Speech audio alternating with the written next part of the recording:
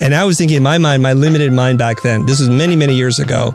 It's like, wow, what does a person have to do to warrant a $10,000 day fee? Right, exactly. Yeah, that price, the $10,000 thing you mentioned, that's now 18. I want to tell you a little bit of story here because we're tied to two people in common. The first person I want to talk about is a person that's a friend of mine, Fabian Gerhalter. So Fabian and I are meeting up for lunch, and I had just recently met him. We spoke at a conference together, and he tells me he's thinking about hiring this person. And this person charges $10,000 to have 1 day meeting with him. And you also have to cover his airfare and his hotel. And I was thinking in my mind, my limited mind back then, this was many, many years ago. It's like, wow, what does a person have to do to warrant a $10,000 day fee? This is incredible. And I kept obsessing over this. And one of the reasons why I do what I do now, because this idea was just started to burn a hole in my brain. Lo and behold, several weeks later, it turns out Fabian did hire you, David, and I understand your rates are much higher today, but he did hire you, and you came in that day, you worked with him, and you changed his life and his business permanently for the better. So that's how I know about you, and it was really interesting. One day when I get this book, The Business of Expertise, it's like the connection. All my world is like coming together. And so I just want to say this, a much belated thank you to you for just putting that idea out there in the universe that a person can be worth so much and do something that's valuable to people, that I started to become obsessed about what I could do to create that same value. Oh, well, that's such a great story. I didn't know that you were connected to Fabian, but I remember Fabian just like it was yesterday. I remember what his office looked like. I remember how many people he had there. I remember the blank looks he gave me at a few of the statements I was making. Yeah. And then part of the engagement was, to have 3 phone calls with him afterwards. And I could see the light coming on in his eyes afterward. And every once in a while, I never know when to expect it, but every once in a while he'll send me a note just thanking me for that time, which was quite a few years ago. But thank you. That's really interesting, right? It's I like to hear things from the other perspective. I don't like to hear that it's so expensive to work with me, but right. I guess it is true, right? It is true. Well, expense is relative. It really is. And can you afford not to work with you sometimes? And I think about that.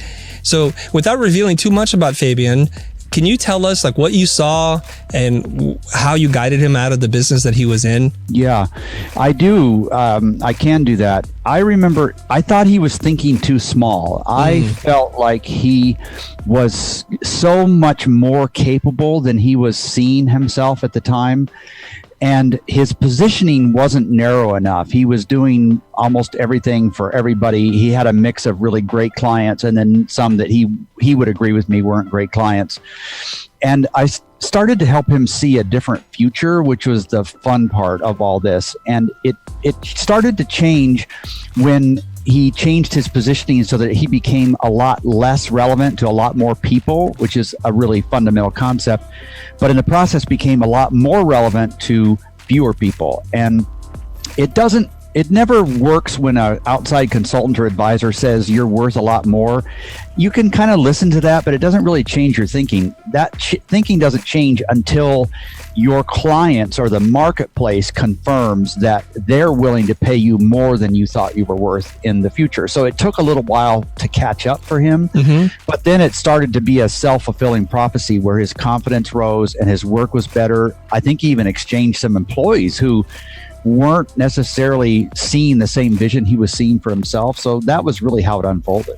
Right.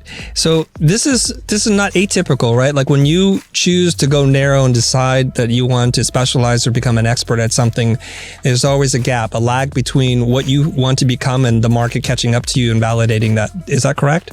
Yes, exactly right. And that assuming that you've made the right choice for positioning, but yes, that's exactly right. It's a terrifying process though. I mean, we're not terrified with the end result because we know that if this works, we'll be making more money, we'll be doing more effective work and so on.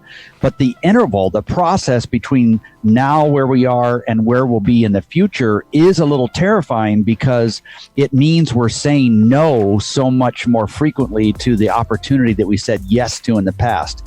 And so you have to have somebody sort of pulling you into the future and giving you the confidence that this has been done many times before and it's effective. So how do you get somebody who's on that ledge of making a very big life-changing decision where they can only see the negative, where they can only see all their current clients and their revenue stream disappearing? How do you help them to get past that? Because this is where I get stuck with a lot of the people I talk to. Right. And the truth is, I can't really do this for everybody. All we can do is tell them the truth and be empathetic, but also courageous as we tell them the truth. Because I tell roughly the same things in different mixes, right? I'm using the same tools in a different combination as I work with people. And some of them make no progress at all. Some of them make immediate progress. And then most of them don't make immediate progress, but over time, they start to see where this works. So I encourage them to minimize the disruption and to just be slightly out ahead of their skis and start doing things that hurt a little bit more. So you talk a lot about pricing. An example there is if you're giving somebody a price and you're fairly confident you're going to get it, then it's not high enough. Ooh. You need to push the envelope just a little bit so that there's at least a little bit of nervousness that you might not get it. Whenever you get too comfortable with something, then start pushing that just a little bit. And don't be afraid of losing something.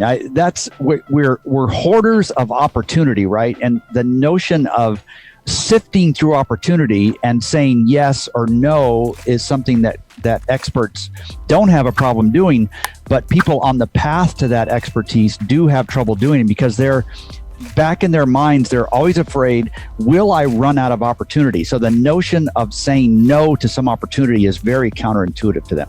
Now, I have to ask this question. Okay, you're a person who's sought after. You've worked with a lot of people. Besides what you just said, is there a really tactical or an inflection point where you're like, you know what, this is how I have to be from this point forward? Or was it always this way from the beginning? No, it definitely wasn't always this way. I don't know exactly how long, but I think it was around 4 years into it. Okay. Do you remember Margot Chase? Yes. So she was one of my earliest clients, and she was a famous designer, and she called me up and asked if I would consult with her firm. And I remember thinking, what do I have to teach Margot Chase? And Terry Stone was the office manager and the COO at the time, and I remember always admiring. Well. Mm-hmm. Okay. I remember always admiring Terry's thinking, and I felt so intimidated being there. But I remember, and that was about, I think, 4 years into my early work. The other thing that changed my life completely as an advisor was recognizing that I was getting similar questions from different clients, and I did not have a carefully articulated point of view, and I kind of thought they felt like I should have one. Mm-hmm. This started to embarrass me, and I sat down and I said, all right, what are all of those topics that my clients are expecting me to have a point of view on? And I don't have one, and I definitely can't defend the one that I have.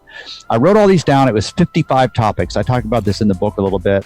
And I forced myself to develop one of those topics every month. And that's what really changed my perspective. I'm still reaching back to that early research and that writing and using that stuff, modifying it, obviously, because a lot has changed. So that's when it happened for me, is when I started to notice that other people were willing to pay me good money and I was stepping into the shoes. They were almost thinking more highly of me than I was myself. And I decided just to embrace that terror and do what I could. Okay. I think that also tied in with something you said earlier about if you're comfortable setting the price, it's not high enough. So it's it's always testing and pushing a little bit to kind of see how far you can go, right? Right, exactly. Yeah, that price, the $10,000 thing you mentioned, that's now 18. I don't remember how long ago I worked with Fabian. Mm-hmm. And the best time to set your pricing is not when you're desperate for work. Right. It's when you're tired after something, or maybe even a little hacked off about something. So for me, the best time to adjust my pricing is on the airplane on the way home after I've poured my soul out to help somebody. And I'll say to myself, do I want to do that for X amount again, or should I really be charging more? Yeah. So you're kind of living in that emotional pain. Like, that was just frustrating as hell. If I'm going to be frustrated, it's going to cost them this much now. Right. Okay.